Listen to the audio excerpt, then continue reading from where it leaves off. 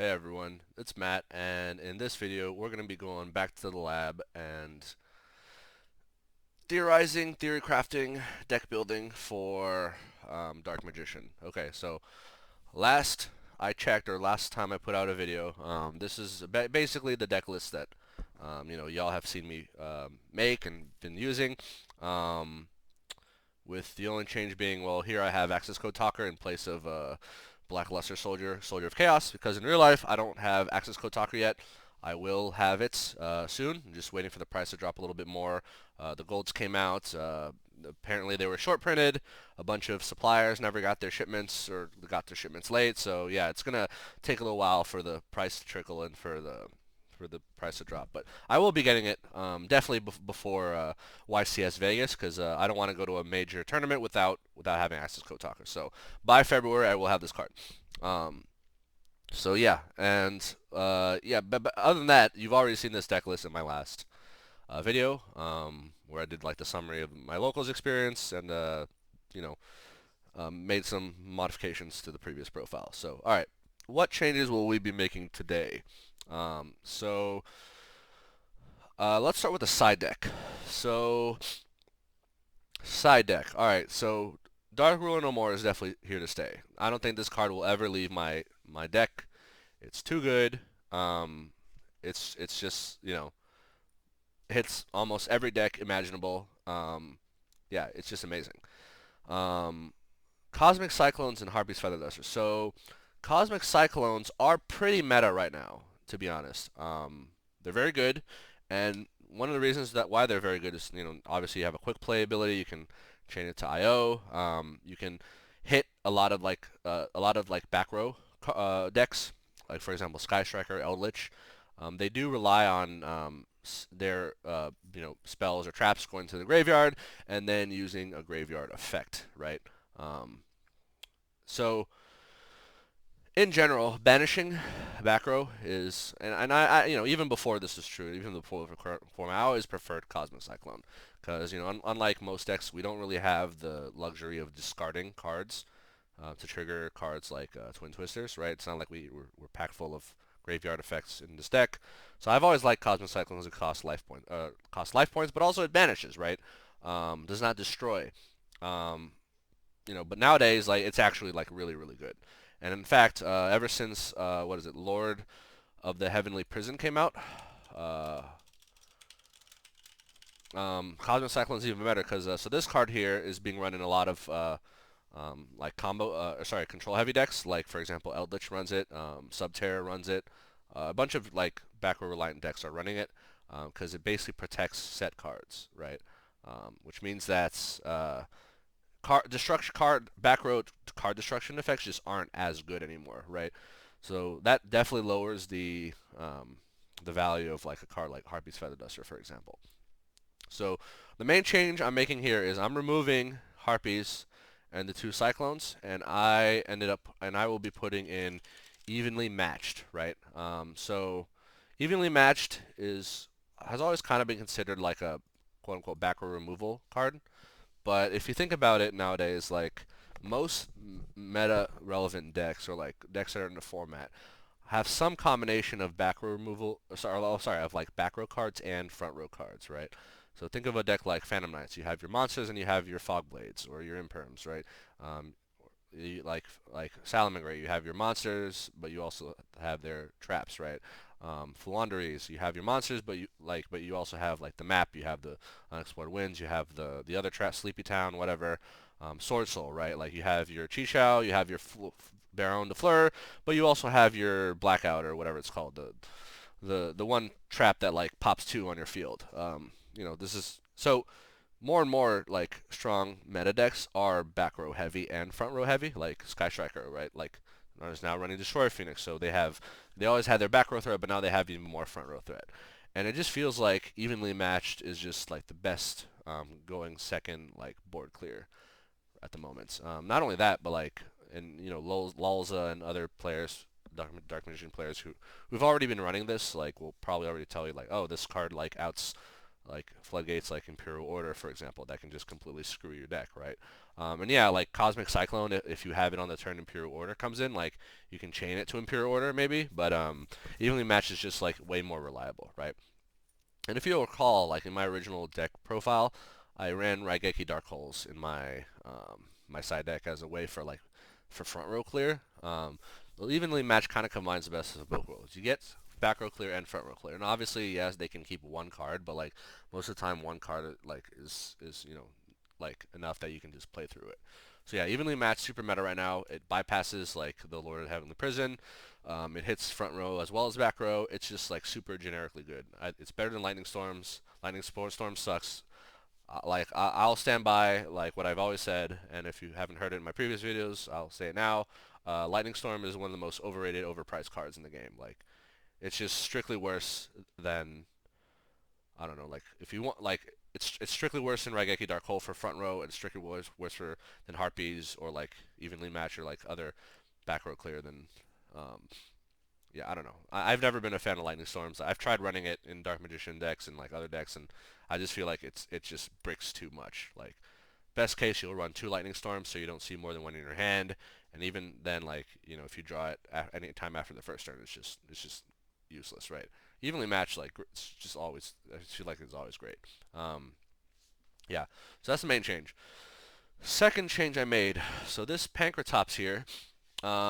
I do enjoy Pankratops. Pankratops is a great um, going second card. It's a single card that pressures 2 cards, right, at the most. The only problem is that in the current meta, I feel like Pankratops is just 2600 is just too weak, right? If you summon this against Destroyer Phoenix Enforcer, Destroyer Phoenix Enforcer will make this 2100 attack, right? If you summon against Sword Soul, both Shishao and Baron de Fleur are over 2600 attack. So best case, you'll just trade Pankratops effect for Baron's negate, which is not a bad trade, but it's still a 1-for-1, right? Like this card, which is for the longest time, like it's a 1-for-2 usually, unless they like negate to someone with like Solemn Judgment or something. Like I just feel like it's just not, it just can't run over stuff, right? As well as it used to. Mostly because of Destroyer Phoenix, but also because of just how the meta's evolved. Like M-Pen is not really threatened by it. Like I guess you can summon this in defense mode against like M-Pen, like Flandre's M-Pen, and then you can like tribute it and try to pop it, or like if you're against a Bird Up, you can summon it against Draco Future, and then you can immediately tribute because you can't attack, right? Like it's just not strong enough to attack over it. So I've talked to a number of other Dark Magician players, like Michael Boyd, for example, over at the Dark Magical Gaming or whatever his channel is called. And he's had success running Alpha the Master of Beasts. And Alpha the Master of Beasts I've always liked. It's a really good card. And it's very similar to Pankratops in a number of ways. One being it's a free special summon when you're going second. It's big beater attack, monster beater. Can run over most monsters on its own, including Dragoon. Honestly, if Dragoon isn't at 4,000, and it has an effect which, once activated, can like remove. I mean, so Pankratops targets and destroys a card. Alpha does not target, but it bounces a monster specifically. So, and Alpha's bounces itself too, but like Alpha's summon effect is not once per turn. So yeah, Alpha is very good. So I could theorize, maybe taking out Pankratops and putting in 1 Alpha, which could work. Like maybe you can argue just put in three Alphas, right? The problem is I still feel like, although it is better than Pankratops in the current meta, like for example, you summon Alpha, you can run over, you can crash into Baron de Fleur, or you can run over Shao, and then on main phase 2, use Alpha to bounce Baron de Fleur, to force Baron de Fleur to negate. Um, you know, like that's an option. Unfortunately, it cannot run over Draco Future, right? It cannot run over. Let me see. Against Destroyer Phoenix, yeah, Destroyer Phoenix will make this monster 2600. So yeah, it can like run over Destroyer Phoenix or force the pop. Against Drytron, let's see. If they don't have Destroyer Phoenix, it can run over Herald of Perfection, but not Herald of Ultimateness, right? So it's a good, it's a really good card. And honestly, I would not. I have strongly contemplated um, keeping this, possibly having 3 of these in the side deck. The problem is that I feel like um, I need to diversify my side deck a little bit more. So I actually end up just taking out Pankratops and opening up that extra slot, and gives me the flexibility to instead of running 3 of a card, running 2 of a different card. So what I've done was I took out 1 Nibiru and I put in 2 Droll and Lock Birds in my side deck. So this is what I have currently, right? So removing the Pankratops allows me to do that. Now I might say, wait, having 2 of hand traps, isn't that suboptimal? Yes, and honestly, it'd be nice to have both 3 of Nibirus and 3 of Drolls. But for me to do that, I'd basically have to take out the Secret Village package. But I feel like Secret Village is way too good in the current meta. Like being able to shut down opponent's spells if you're going first is just so good. That I just don't feel like it's worth giving up this ability here, right? Um, so I've opted to go for 2 Nibiru and 2 Droll, which, if you think about it, like having a 2 of versus having a 3 of a card, like yeah, you're more obviously you're more likely to see at least 1 copy of the card if you have a 3 of in your deck, but you're also more likely to see 2 of that card in your hand. Like if you have 3 Nibirus in your deck, you're more likely to see 2 Nibirus in your hand, which is no bueno, right? You're more likely to see 2 Droll and Lock Birds in your hand, which you'd rather just see 1, right? So to optimize seeing 1 and no more than 1 of the card in your hand, 2 of is honestly like the way to go. And in fact, like if I can side in all 4 of these, and I'll probably see like 45% of games I'll see this 1 of these in my opening hand. Another reason, that I took out a Nibiru, I've been thinking about Nibiru. So Nibiru is a really good card. It's a high impact hand trap. The problem with Nibiru in the current format is that there's just too many cards or decks that, especially like the stronger meta decks, where Nibiru doesn't do much, right? Or like it's not as high impact. Let's take a few examples. For example, Sword Soul, right? So Nibiru, the only time Nibiru works against Sword Soul is if they get greedy and they go Baron de Fleur after Chi-Shao, right? So if they go Chi-Shao first, that's 3 summons. They try to go Baron de Fleur, that's 2 summons plus the Baron summon is the 6th.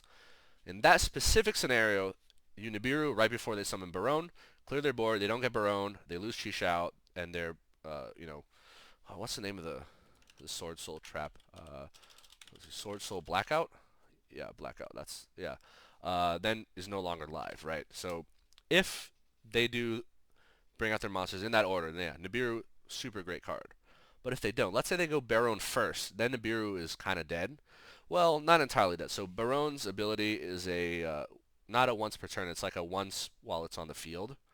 So if you Nibiru, smart, Sword Soul players should be playing around Nibiru regardless. But if they do go Baron first, which is a really big chance, you can at least trade the Nibiru in your hand for the Baron negate, right?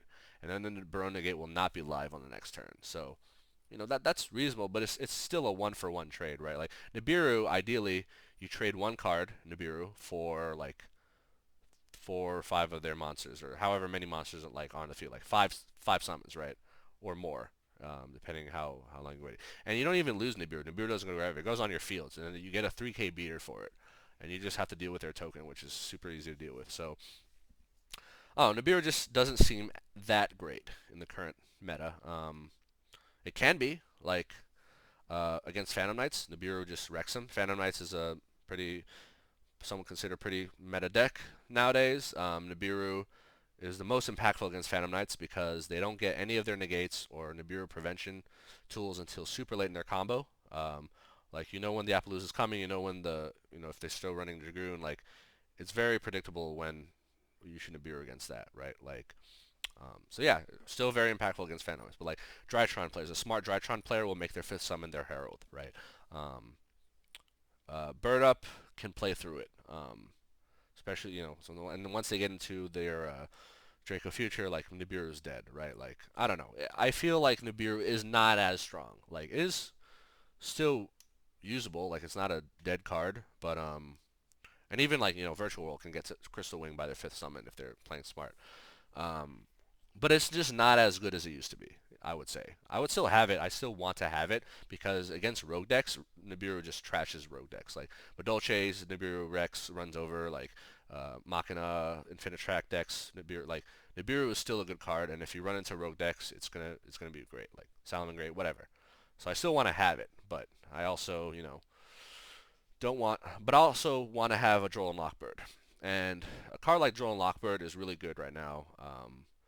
It's definitely gotten stronger. I feel like Ash Blossom has fallen off. I mean, I never ran Ash to begin with, but yeah, a lot of YouTube channels or Yu-Gi-Oh content creators will tell you that Ash is the power of Ash has fallen off and the power of Droll and Lock Bird has increased. So Droll and Lock Bird has always been amazing against Drytron. It instantly ends their turn. If you draw the like against an Invoke player, you draw their Terraforming or Magical Meltdown, they could end their turn. Like there's a lot of decks where if you draw it just ends their turn instantly, right? So draw is definitely high impact. Against Sword Soul it doesn't do much, but against, for example, Fluandereeze, Droll and Lockbird completely ends Fluandereeze, right? Even Phantom Knights, like Droll and Lockbird is pretty decent against it. So um, yeah, there's a lot of Droll and Lockbird has a lot of value. So I put this in at 2, and I put Nibiru in at 2. Ideally, they would be at 3 each, but I don't know. I feel like I just don't have the space for it. And I definitely don't want to cut Summon Limit because this card is way too good. In cases where like goes in match is not enough, or like doesn't work, or just against most rogue decks when you're going first. The secret village package is just too good to give up. Evenly matched Dark Ruin no more will not lower like a decrease in ratio. Although maybe one could make the argument that evenly matched at 2 uh, is okay, but because maybe you don't want to see 2 of them in your hand, but like let's say you open 2 evenly matched. I've been in this situation a lot. Like you play the first evenly match, they negate, and then you can immediately play the second. Like it's not a hard once per turn, right? Like having double evenly matched in your opening hand is perfectly fine. Like even in some cases ideal because it eats a negate and like clears your board potentially. So yeah, this is what I'm doing with my side deck right now. So let's save this. Okay. What else? What other changes I made? All right. So extra deck. The only change I made in the extra deck right now, and this is like having spoken to a lot of other Dark Magician players who have gone through this, is I'm putting in one Cyframe Lord Omega. So Cyframe Lord Omega is really, really good because if you read its effect, it says if this card is in your graveyard, you can target one other card in the graveyard. It does not say your graveyard, just the graveyard. So it could be your opponent's graveyard. Shuffle both this card and that card into the deck. So other Dark Magician players have said that if you use this Omega while they're Destroyer Phoenix Enforcers in the graveyard, you can just bounce Destroyer Phoenix back into their deck, and then you don't have to deal with it again. So just that argument alone is enough for me to justify putting it in. So I took out an Intis instead of taking out, let's say, Link Kuriboh. I would say most games I don't really use both Intises. I usually just use one most of the time. The few situations where I definitely use 2 is like if I'm against an Evoke player who uses Maximus and like they make me send 2, then I'll send double Entis. But I don't know. I feel like it's like cutting Entis or cutting Link Kuriboh. I really don't like using Artemis. I don't like linking souls into Artemis because I rather link Rod into Artemis, and I don't like using Link Spider on the Sky Striker token. I'd rather have this Link Kuriboh because like I said in my first deck profile video, Link Kuriboh is just I don't know, super versatile. I just like having it. It's a really nice card. So I don't know. For now, I'm gonna test this having a single Entis and replacing the second one with an Omega. I think is the way to go here. Yeah, I don't really see anything that I would drop in place of that. And I don't know. I'd have to try it out, test it out. But I really doubt I'll miss that second Entis. Maybe I'll regret. One day I'll play against an Invoke deck that'll play Maximus, and I'll regret taking out the second Entis. But for now, I think this is the way to go because Destroyer Phoenix is everywhere, right? But also, like against a Sky Striker player, like let's say they haven't gotten the Destroyer Phoenix, you can use this to just bounce their array back into their deck, right? And then they're kind of screwed. So Yeah, so that's what we're doing in extra deck so far, for now. All right, main deck. All right, I'm gonna do something very controversial here that maybe some of the other Dark Magician players in the Discord or the group chat will give me shit for. But there's this card. Well, first of all, let's talk about what card I want to add. So, Ice Dragon's Prison. Ice Dragon's Prison, in my opinion, is one of the best traps in the game right now. It didn't used to be, but ever since like Destroyer Phoenix came out, ever since the new archetypes, Laundry, Sword Soul, Bird Up came out, suddenly Ice Dragon's Prison is just amazing.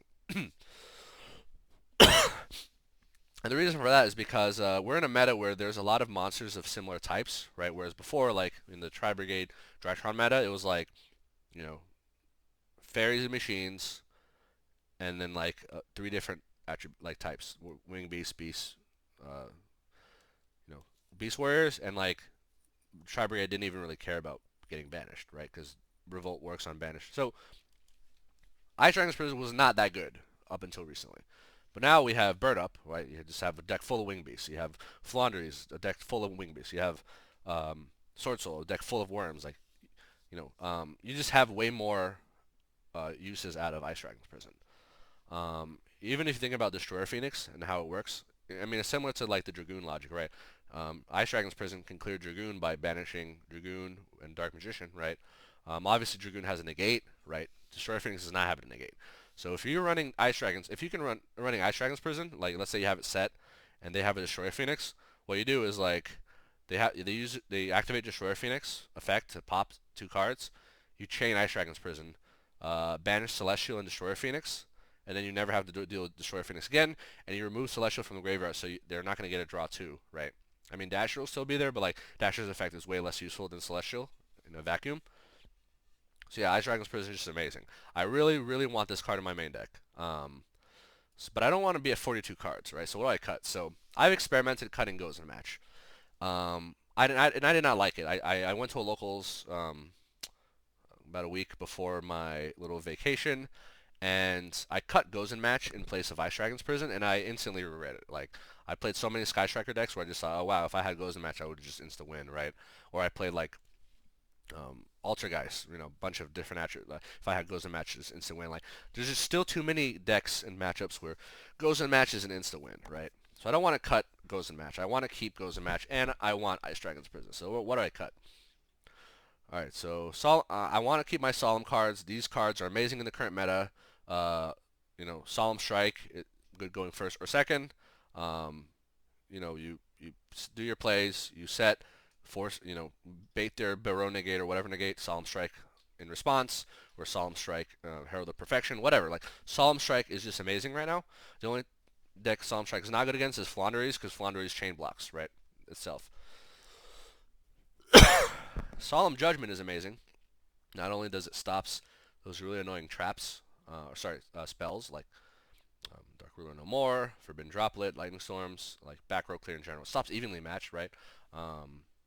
Waking the Dragon does not stop evenly matched. Neither does Starlight Road, but Solemn Judgment does, right? So it's really good. Solemn Judgment stops summons of monsters, right? They summon Access Code, you immediately Solemn Judgment, gone, right? Dealt with. Let's say, against Flandres, I haven't talked about this much in my, excuse me. Sorry, I'm using the heater now in my apartment, so it's a little like dustier than normal. Yeah. One thing I didn't talk about in my previous Flandres matchup video, Solemn Judgment is amazing because like they like to chain block themselves with Solemn Strike, and they don't really so that you can't Solemn Strike their effects, and they don't really special summon. So Solemn Strike sucks, but Solemn Judgment works on normal summons, and it doesn't matter if they chain block themselves. They really can't, right? So let's say you're against Flandres, they normal summon Robina, you Solemn Judgment their normal summon, their turn's over, right?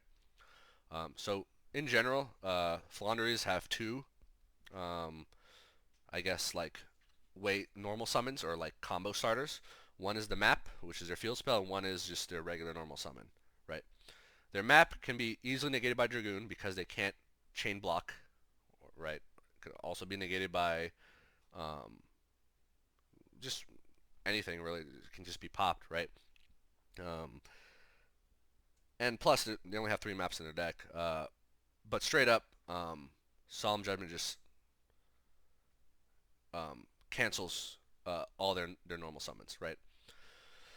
So, for example, and here's a cool thing. So, Flandre's cards have a thing, text. All of them have this ability, like it's part of their effect that says, when this card leaves the field, banish it instead, right? So, Flandre's, they want to be banished because when they're banished, they can use their banished effects to recycle themselves back into their hand and chain block for their other summons. However, Solemn Judgment sends them to the graveyard, right? Because when you Solemn Judgment a summon, that means you're preventing the summon from happening. You're negating the summon, so that means the card never hit the field. And the card says when it leaves the field to go to the graveyard, banish it instead. So if they normal summon Robina and you Solemn Judgment, that Robina is going to the graveyard. It's not going being banished, which means they're never going to see it again unless they like banish it off Stritch and then use Token to bring it back into their hand. Like they need 2 cards, which are not even 3-ofs, to just get to recycle stuff from the graveyard. Like Solemn Judgment is just amazing, right?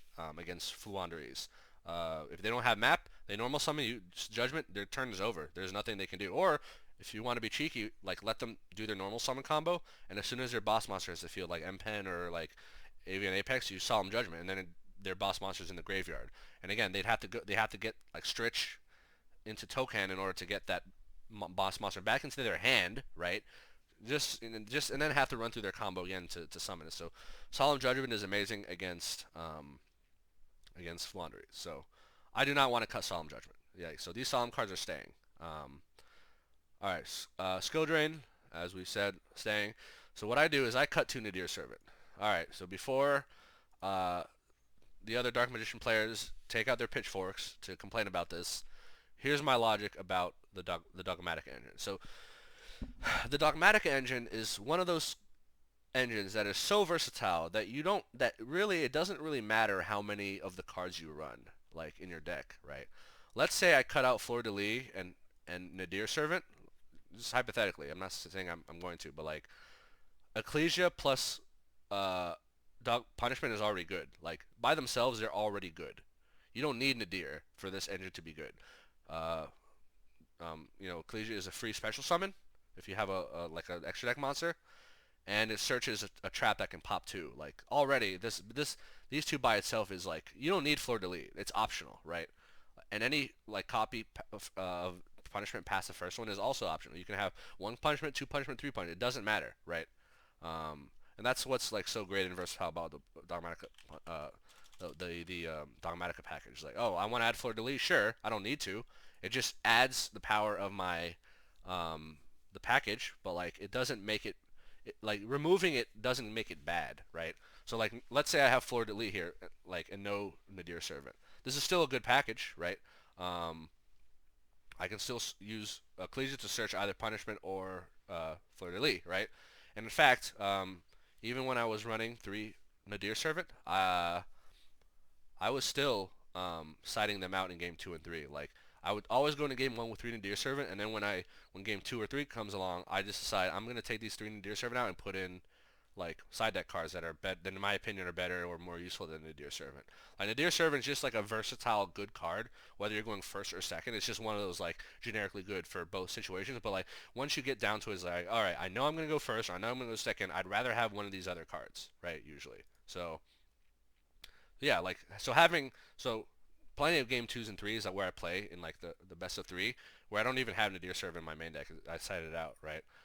And like if you think I'm crazy, like go to some of the other like content creators or whatever, like YouTube, Yu-Gi-Oh people like Pack or whatever, like Team Samurai X1, whatever. Like there are other people who have a Dogmatic engine who don't even like main deck Nadir. Maybe they side deck Nadir, or maybe they don't even run Nadir. So yeah. So based on that logic, I think I can safely reduce Nadir Servant to 1. It's a once per turn card, right? So you definitely don't want to open 2 in your opening hand. You don't want more than 1. Obviously, like if you have the way the math works is if you have 3 copies of a card in your deck, you see it one out of every 3 games in your opening 5 card hand, right? With 1 copy, you see it 1 out of 8 games. And with 2 copies, it's about 1 out of 4. So I definitely reduced the chance of seeing the Nadir Servant. by a substantial amount. But that's not so bad because Fleur de Lis is still perfectly usable by itself. Like if I open a hand with Fleur de Lis and no other dogmatic cards, it's still good because Fleur de Lis is a free summon most of the time, especially like, and it can go with Anaconda combo with most of these other cards, right? If I open with just Ecclesia, still good, right? Punishment, still good. Like I don't, these cards are just good independent of each other.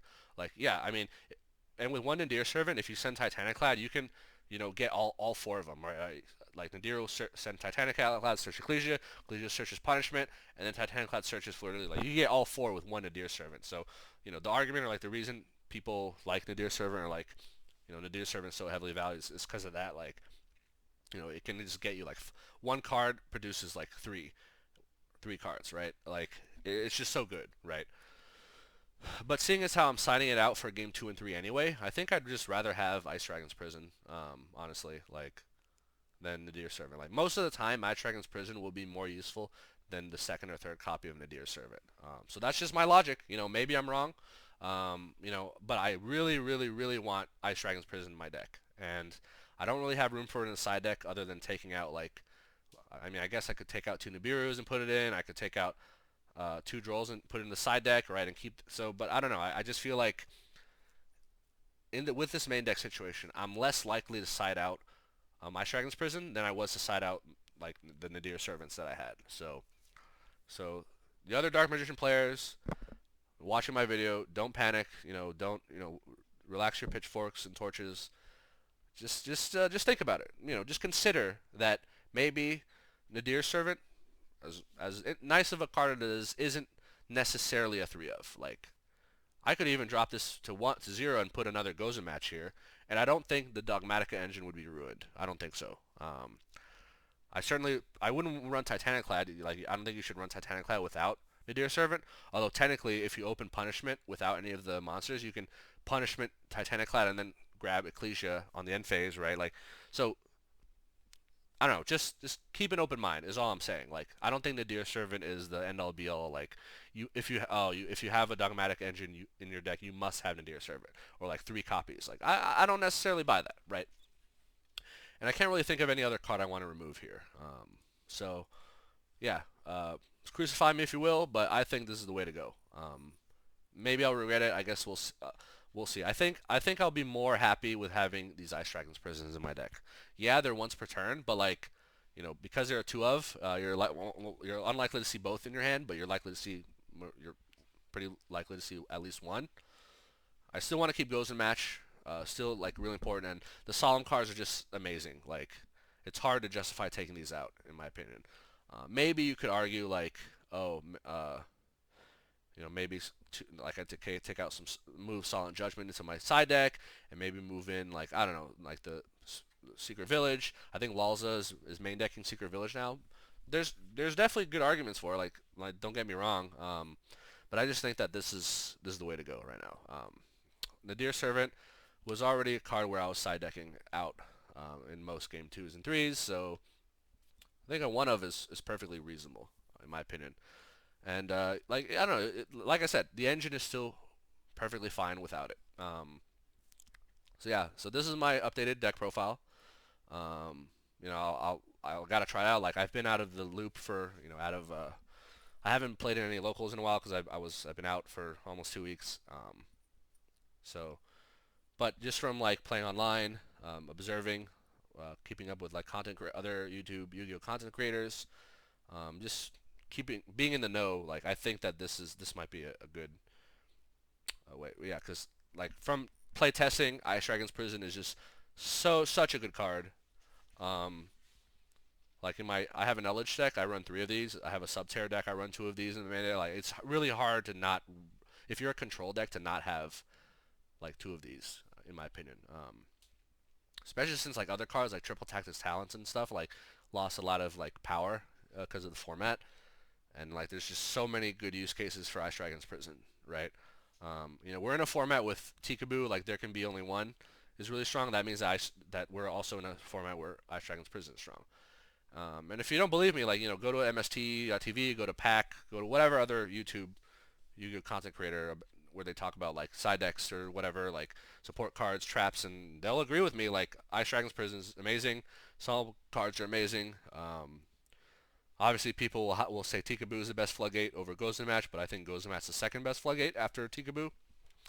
Um, but yeah, I don't think it's crazy for me to drop Nadir Servant to 1. So yeah, maybe I'll get Lalza to do another deck roast of mine, and just like shit on the fact that I only have one Nadir Servant.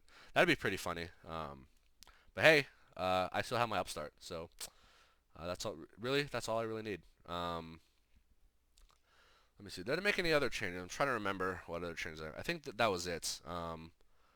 Core is the same. Still got the Sky Strikers. Yeah, I think that's it. Yeah, obviously I gotta like test this more. I'll see if I can like play some ranked games on Dueling Book and report back what I learned. Because people are saying, oh, all your deck matchup videos are on like EDO Pro, and like EDO Pro is like more casual or whatever. Like maybe. But I mean, like EDO Pro is just I can get more games out, right? Like there's like more sample size of games. Even if you think like Dueling Book is, Dueling Book is slower, but maybe arguably more competitive. We'll see how that goes. But yeah, like from the online game like playtesting and I've been doing recently, like I mean even some of the deck matchups you saw, like when I replaced Ghost and Match with Ice Dragon's Prison, like Ice Dragon's Prison was amazing, like just absolute like MVP in a lot of games. And it's hard to justify taking out Ghost and Match because this card has also been MVP in a lot of my matchups as you've seen. So Nadir Servant, not so much. It's a good card, but just hasn't really been that like end all be all win game card kind of card, right? So all right. So this is my updated deck profile. So some of you might wonder, oh, will you ever do a live deck profile? Obviously, I have a camera. You've seen my unboxing videos, so I can do a deck profile video live with like real cards. I will do that one day. Probably definitely in the near future. Definitely before YCS or maybe after YCS. I haven't decided, but the main reason I haven't done it is because I want to wait till I upgrade the rarity of a lot of my cards. So currently I'm still running common Red Eyes Fusion, and as we know, Brothers of Legend recently released ultra rare Red Eyes Fusion, so I want to get my hands on that. So that's going to be really nice to show off in a live video. What else? Rarity upgrades. Oh yeah, Starlight Dragoon. I have not yet gotten my hands on Starlight Dragoon, but I do plan on getting one. I definitely want to go to YCS with a Starlight Dragoon in my deck. So currently both my Dragoons are ultra rares. Once I get my Starlight Dragoon, I'm definitely going to want to show that bad boy off. Access Code Talker. I do not yet have Access Code Talker, but I will be getting one by YCS, and now so then I can show it off. And I'm also planning to upgrade the rarity of my Artemis. So I recently discovered, because I'm out of the loop sometimes, that Artemis has a collector's rare printing. So that's very interesting. Yeah, so I'm bidding for one right now on eBay, trying to see if I can get like a super cheap discount. If not, I'll just pay like the market price for it. Like it's not that expensive. But yeah, it looks very nice, the collector's rare Artemis. So yeah, so I am planning on like upgrading the rarity of a number of my cards.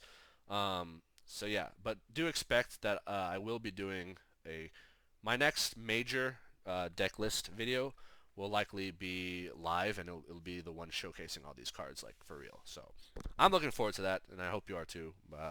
Yeah, it's always nice to see. Like y'all have already seen my Ghost Rare Dark Magician. Y'all know I have some pretty nice cards already, but like yeah, getting the hands on like the Starlight Dragoon, or like the Collector's Rare Artemis, that's gonna be so nice. Let me see. My Nibiru is already Prismatic Secrets. My Drolls are already Ultras. Yeah, so my rares are already pretty good. So yeah, but yeah, stay tuned for that. And yeah, I mean, obviously, this isn't like the end-all be-all deck profile. Like, I'm still gonna play test. I'm still gonna try things out. And whatever major changes I'll make, I'll either comment. Minor changes, I'll probably comment on my deck matchup videos, or maybe you'll see some of them. And then once I have enough changes, I'll definitely make a new video for that. So, all right, thanks for watching, and hopefully, we'll see if Lulz picks this up and decides to do another deck roast. Maybe not, but yeah, a lot of spicy content here for him, so we'll see. All right, thanks for watching. Take care.